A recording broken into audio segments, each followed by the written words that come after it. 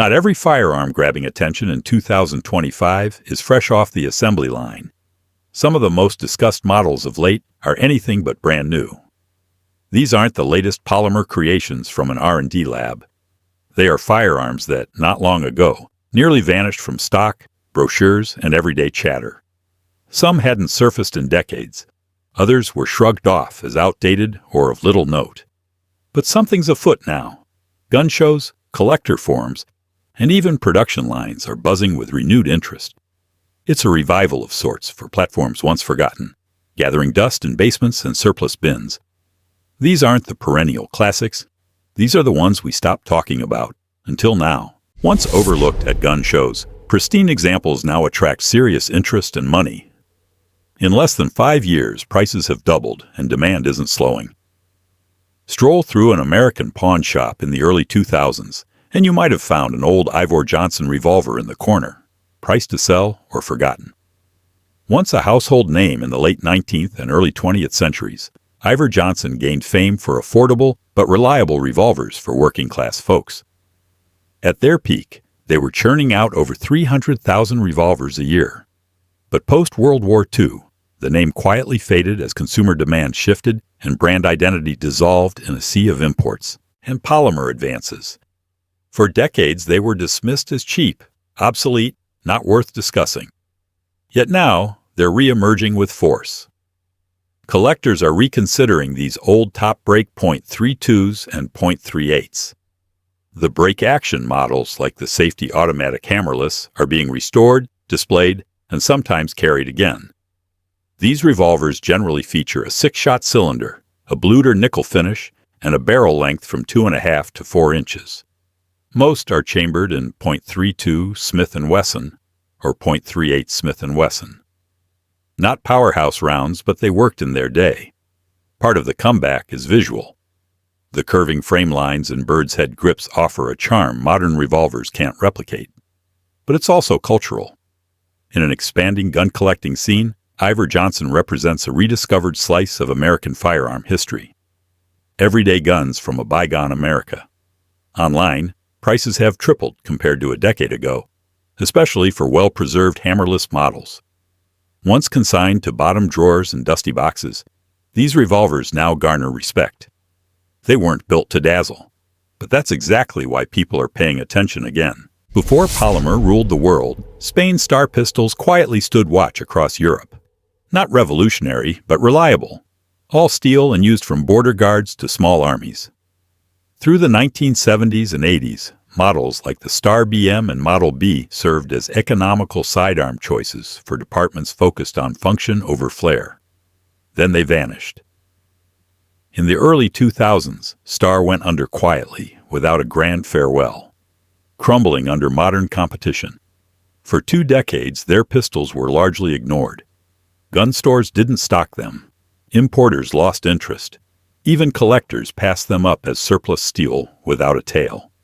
That shifted when surplus imports of Steyr BM pistols began hitting the U.S. market a few years back. Suddenly, folks realized what they'd missed. Chambered in 9mm, the BM is a single-stack, single-action pistol with a 3 7/77 barrel, steel frame, and a crisp trigger rivaling many modern compacts. Weighing around 34 ounces unloaded, it handles recoil well and points naturally, akin to a mini 1911, but with less bulk and cost. Most magazines hold 8 rounds, and the military finish adds to its rugged charm. At one point, they were selling for under $200. That ship sailed. Refurbished examples now fetch thrice that, and limited production clones or rebuilds are available from specialty shops in the US and Europe. Living in a legend's shadow isn't easy. The Colt Diamondback knows it well, a smaller, quieter sibling to the mighty Python. Built on the D-frame, it resembled a scaled-down version of its famous counterpart with a vent rib barrel, full-length underlug, and Colt's high-gloss finish. Introduced in the mid-1960s, it came in .22 LR and .38 Special, with 2.5, 4, and 6-inch barrels. Adjustable target sights, wide serrated hammers, and a finely tuned double-action trigger were standard. It was refined, smooth, and well-made. Yet, for years, no one discussed it. Collectors chased the python. Shooters looked elsewhere for .38s. By the early 2000s, Diamondbacks were so overlooked they'd often sit unsold at shows, dismissed as lesser pythons. Even Colt quietly shelved the model. But as the revolver market matured, people began valuing size, balance, and shootability again. The Diamondback offered all without the python's bulk or price. When the python was reintroduced in 2020, the Diamondback wasn't mere background. It turned into the alternative. In the past 5 years, prices have tripled. The .22 versions, once ignored, are now sought after among vintage Colt fans. And unlike the python, Colt hasn't brought it back. There's no new production. Want one? You're vying for what's already there. It wasn't always praised, but hindsight may prove the Diamondback one of Colt's finest, and it took years of silence for folks to see it. The Sig Sauer P 2022, also known as the Sig Pro, may be the most overlooked modern combat handgun bearing the Sig badge. Originally crafted in the late 1990s for military and police use, notably for the French National Police, who still use it widely. It boasts a DA/SA hammerfire system, polymer frame, and a 3 9/10" barrel, holding 15 rounds in 9mm, 12 in .40 Smith & Wesson. It includes a decocker, steel slide, and a top-tier double-action pull among duty pistols. Why was it forgotten? It didn't fit the mold. Sig fans craved stainless steel. Glock fans wanted striker-fired. The P 2022 occupied an odd middle ground, too traditional for the tactical crowd, too modern for the purists. For years, it lived in the P 226 and P 229 shadows, selling primarily to agencies or quietly priced to move at dealers. But now, it's gaining steam, particularly in the civilian market. Why? It works. It's affordable, reliable, and avoids trends. In an era of flashy optics-ready slides and compensators, the P 2022 is a serious gun that simply performs, and folks are noticing. Prices have climbed, availability's thinning, and forums buzz with owners lauding it as the SIG lineup sleeper. It didn't morph or reinvent itself. It gained recognition for the right reasons. The SIG Pro may have been forgotten, but today it's a comeback story that resonates with modern shooters. For years, the high-standard .22 target pistol quietly upheld American precision shooting. Whether it was the Supermatic, the Trophy, or the Citation, these pistols earned silent respect for their balance, accuracy, and straightforwardness. They were solid performers at college ranges and Olympic events, until they weren't. By the late 1980s, the company folded under financial pressure, with no one stepping in to continue the legacy. The pistols didn't just fade, they vanished. No production, little chatter in gun circles. New shooters seldom heard the name. Even collectors, for a while, looked past them for flashier or rarer finds. Now they're popping back up. And not just in dusty cases. People are snapping them up at auctions, restoring them with care, and putting them back in action. The Supermatic Citation, for instance, sports a 5-inch fixed bull barrel, adjustable rear sights, and a crisp single-action trigger that breaks at around 2 1/4 pounds. With its all-steel frame weighing over 40 ounces, the gun offers a stability unmatched by many modern rimfire pistols.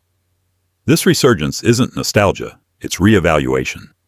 As match-grade .22 pistols grow costly or plastic-heavy, high standards offer timeless function.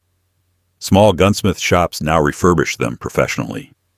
Demand is climbing in secondary markets, and among competitive rimfire shooters, they've gone from forgotten to favored almost overnight. Most shooters today haven't heard of Meridan. It's no surprise. The brand vanished over a century ago, lost to forgotten trade names and store labels. But there was a time, from around 1905 to 1918, when Meridan Firearms under Sears Roebuck churned out double-barrel shotguns and solid-frame revolvers by the tens of thousands.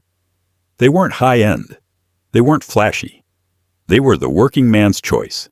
Simple, reliable, affordable. You could order one through a catalog alongside boots and gloves. Then, after World War I, the company closed its doors. For the next 100 years, Meridan was absent from mainstream firearms memory, and now they're capturing attention again. Collectors and retro-focused shooters are snapping up Meridan doubles and revolvers whenever possible. These shotguns, especially the 12-gauge side-by-sides with fluid steel barrels and dual triggers, are built like tanks. They have fixed full chokes, 28-inch barrels, and hand-checkered walnut stocks. They carry a late Victorian feel, but shoot like something much newer. Most of the revolvers were 32 or 38 caliber top brakes, 5 or 6 shot with color case-hardened frames, and nickel plating that, when kept well, still gleams. Their long absence from attention means many examples in circulation are in good shape and still fireable. There's no corporate revival here. No company is relaunching the name. This comeback is fueled by the gun community, folks digging through barns, shows, and online auctions to bring back a nearly forgotten name. You won't find these at a gun store counter, but talk to a serious collector in 2025, and Meridan's back on their radar and perhaps even in their safe. Here's the twist. For years, shooters chased after Glock perfection, missing that Steyr quietly solved similar issues decades earlier with a hammer, not a striker. They were seen as outdated.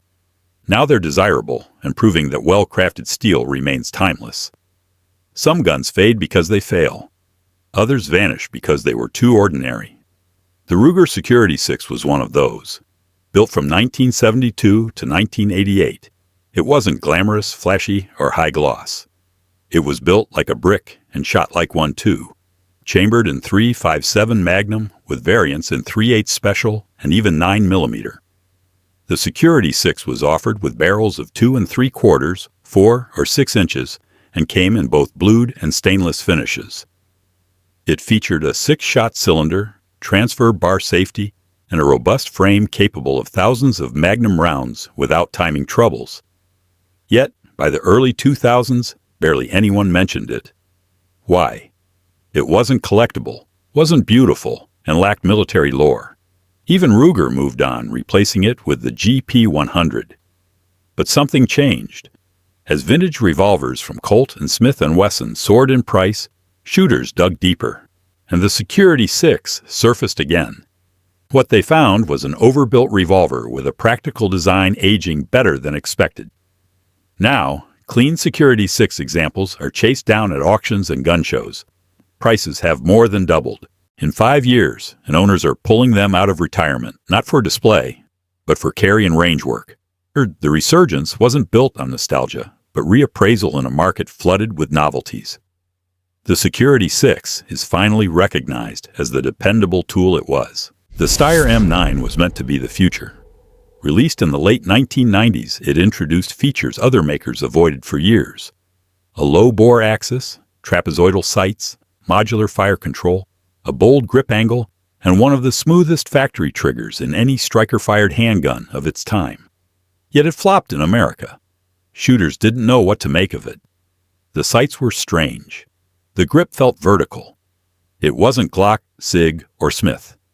Though Austrian-made with military-grade machinery by the early 2010s, the M9 and M40 were beyond forgotten. Then things changed. As polymer pistols swamped the market, shooters began wanting something different. Revisiting the Steyr, folks saw it had been ahead of its time. The M9A1, with its 4-inch barrel, winding range of 17 rounds, and a fully supported chamber, resembled a Gen 5 Glock before Gen 5 was a thought. The once-mocked sights proved fast and intuitive. The grip catered to real-world use, not just marketing. Suddenly, Steyr was back in talks. Online reviews flipped.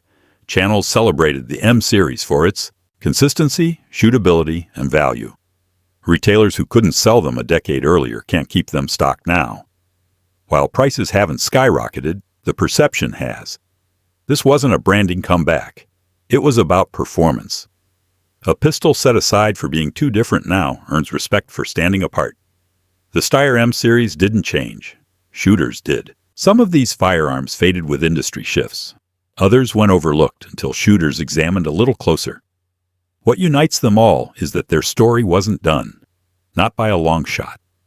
Whether it's a sturdy steel revolver or a polymer sidearm finding its stride, their return isn't about hype. It's well-deserved. If you've got one stashed away, perhaps it's time to dust it off, hit the range, or hand it down to someone who'll appreciate it. And if you're on the hunt, stay vigilant. Comebacks like these rarely get a press release. Hopefully you found something to value today. Stick around for the next list. Thanks for watching. Keep sharp, shoot safe, and I'll catch you in the next one.